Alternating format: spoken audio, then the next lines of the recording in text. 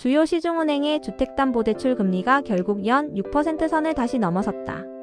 조달금리 상승의 규제 압력이 겹치면서 내 집 마련을 준비하던 실수요자들은 물론 기존 대출자들까지 이자 부담이라는 이중고에 직면했다. 14일 KB국민신한하나우리은행에 따르면 혼합형 고정형 주담대 금리는 연 3.936, 6% 수준으로 나타났다. 상당 금리가 6%대를 기록한 것은 약 2년 만이다.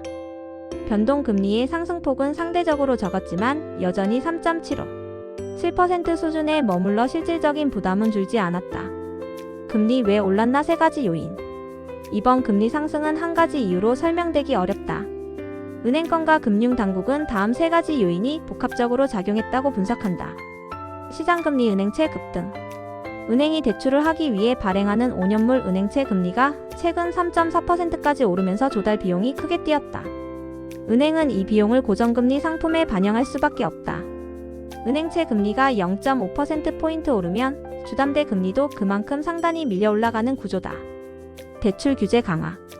정부와 당국은 가계부채 증가세를 억제하기 위해 DSR 규제와 대출 총량 관리를 더 엄격하게 적용하고 있다. 은행들은 위험을 줄이기 위해 가상금리를 높이는 방식으로 대응하고 있다. 규제 강화 자체가 금리 상승 요인으로 작용한다. 기준금리 인하 기대 약화. 미국, 한국 모두 기준금리 인하 시기 전망이 늦춰지면서 채권시장 변동성이 커졌다. 시장이 당분간 고금리 유지 쪽으로 기울자 장기금리가 오르고 이는 다시 주담대 금리로 이어졌다. 실수요자 부담 3억 빌리면 이자만 연 1,800만원. 6% 금리는 숫자 이상의 의미를 갖는다. 3억 원을 대출받으면 연 이자만 약 1,800만원, 월 150만원 수준이다. 기존의 4%대에서 대출받은 차주라도 만기 도래나 대환을 진행하려면 시장금리 인상분을 반영한 조건이 적용돼 부담이 커질 수 있다. 부동산 거래 시장에도 영향을 주고 있다. 한 은행 창구 관계자는 매매 상담을 왔다가 금리를 듣고 조금 더 기다려보겠다며 돌아가는 고객이 많아졌다고 전했다.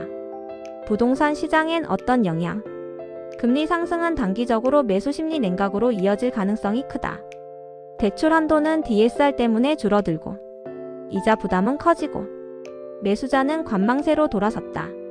실제로 일부 수도권 매물들은 거래가 끊기고 호가만 남는 분위기다. 전세 시장 역시 간접 영향을 받고 있다. 매매를 포기하는 수요가 전세로 다시 몰리면 수급 불균형이 생길 수 있기 때문이다.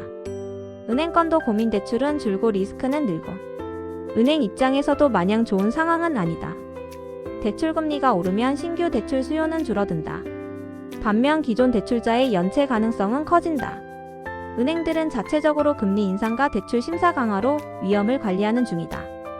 그러나 조달 비용이 계속 오르면 은행도 추가적인 대응이 불가피하다. 앞으로의 전망 6%대에 안착할까? 전문가들은 상단 6%대는 당분간 유지될 가능성이 높다고 말한다. 기준금리 인하 시기 불투명. 은행채 금리 높은 수준에서 움직임. 규제 강화 기조 유지. 이 세 가지가 유지되는 한 주담대 금리가 큰 폭으로 떨어지기는 어렵다는 것이다. 다만 물가 안정이 확실해지고 시장금리가 안정될 경우 하락 여지는 남아있다. 그 시기는 빠르면 내년 중반 이후로 보는 전망이 많다. 결론, 고금리 시대 재개대출자 계산이 더 중요해졌다. 주담대 금리의 6% 재돌파는 단순한 수치 변화가 아니라 고금리 시대의 재개를 알리는 신호탄이다.